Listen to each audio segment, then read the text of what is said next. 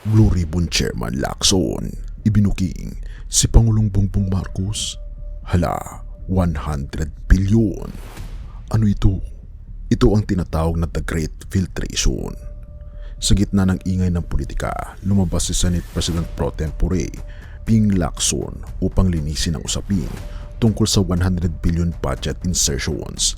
Bagamat kinumpirma na totoo ang bilyong-bilyong pondo, mayroong isang malaking revelasyon na magpapaya sa mga nagpapakalat ng maling balita laban sa Pangulo.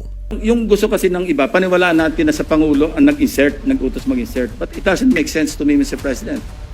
That's why I'm trying to explain this to our colleagues and to the members of the DBCC family para maliwanagan naman natin and in the presence of the media, maliwanagan naman natin na hindi kasama ang Pangulo kasi yan, common sense. Siya nag-utos, ibibito niya. Siya nag-utos, i-FLR niya. Akala ng marami ay tuluyan ng madidiin si President Bongbong Marcos matapos ibunyag ni Zaldico ang 100 bilyong budget insertion sa BICAM at marami ang niniwala nito. Sunod-sunod ang patama sa Pangulo ng mga kritiko at gusto pa nilang i-impeach at pababain sa pwesto si PBBM.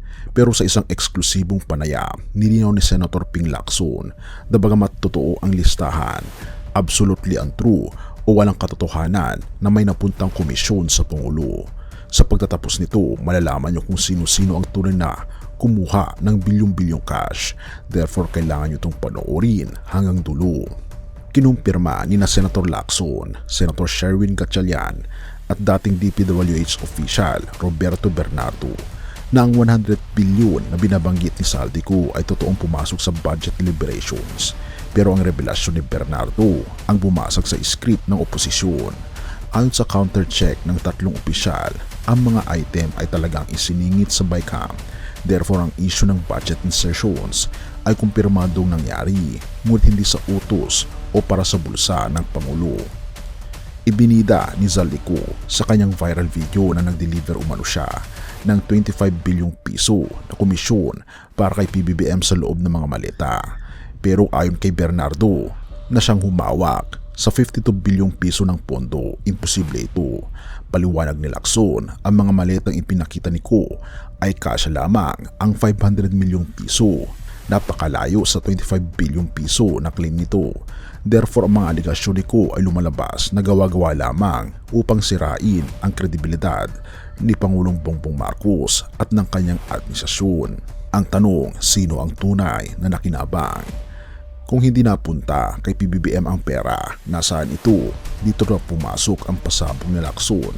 Sa mga cash deliveries ni Bernardo, lumalabas na 8 bilyong piso ang napunta kay dating DepEd Yusek Alaybar, 1 bilyong piso kay dating DPWH Secretary Bunuan, at ang iba ay iba't ibang ahensya pero walang kahit isang sentimo na dinala sa Malacanang. Ginamit lamang umano ng ilang opisyal ang pangalan ng Pangulo upang makuha ang pondo. Therefore, si PBBM ay biktima rin ng panuloko ng mga taong nasa paligid niya. Have mercy, O God.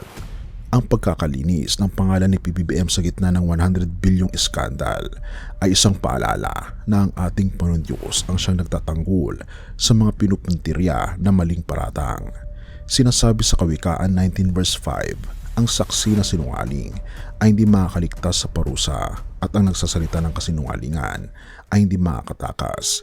Ang pagkabisto sa suitcase lies ni Zaldico ay patunay na ang bawat maling testimonya ay may hangganan. Sinalba ng ating Panginoon Jesus ang Pangulo mula sa isang malawakang karakter assassination habang sinusubukan ng mga traidor na idawit siya sa 25% commission. Ang ating Panginoon ay gumamit ng mga taong tulad ni Senator Lacson at Roberto Bernardo upang ilabas. Ito ay divine protection para sa isang leader na pilit ibinabaon sa dumi ng iba ang katotohanan na lumabas. Ang 100 bilyong pisong insertions nang hindi nadadami ang Pangulo ay isang himala sa gitna ng maduming politika. Kaibigan, huwag tayong matakot kapag tayo ay pinagbibintangan ng mali, basta tayo ay lumakad sa katotohanan. Ang awa ng ating Panginoon Diyos ay nagbubunyag ng mga lihim sa sabukatan at ang kanyang pag-ibig ang nagbibigay sa atin ng katarungan. Ang tunay na climax ay hindi ang pagkakadiskubre ng bilyong-bilyong pondo, kundi ang pagpapakita na ang ating Panginoon Diyos ay hindi natutulog at lagi siyang panig sa katotohanan. Handa ka na bang harapin ang katotohanan sa muling pagparito ng ating Panginoon Kristo? Purihin ang ating Panginoon Diyos at tayo manalangin. Ama namin Diyos na makapangyarihan sa lahat na nasa langit. Salamat po sa paglalantad ng katotohanan sa gitna ng malaking isyong ito sa aming bansa. Salamat dahil ikaw ang nagtatanggol sa aming Pangulo laban sa mga maling paratang. Dinadalangin namin na managot ang mga tunay na kumuha ng kabahan ng bayan at naway malinis ang aming gobyerno mula sa mga mapanlinlang na opisyal. Patuloy niyo pong gabayan si Senator Lacson at ang Blue Ribbon Committee sa kanilang paghanap ng katarungan at ihanda niyo po kami sa iyong muling pagparito. Pinupuri po namin kayo at pinapasalamatan, O aming Panginoon Diyos, sa inyo pong kabutihan sa amin at patuloy niyo po kaming gabayan at patawarin po kami sa lahat ng aming mga pagkukulang at pagkakasala sapagkat ito po ang aming samot hiling sa matamis na pangalan ng aming Panginoon Jesus. Amen.